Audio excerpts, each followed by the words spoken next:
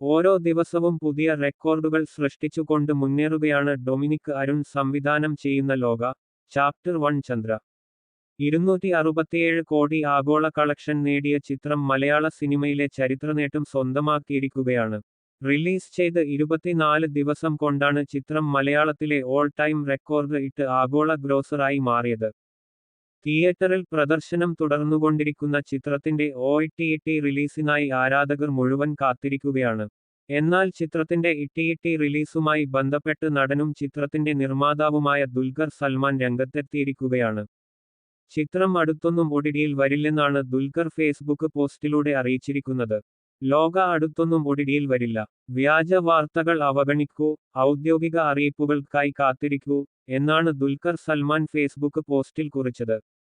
ദുൽഖറിന്റെ wayfarer films നിർമ്മിക്കുന്ന 7ാമത്തെ ചിത്രമാണ് ലോക ചാപ്റ്റർ 1 ചന്ദ്ര.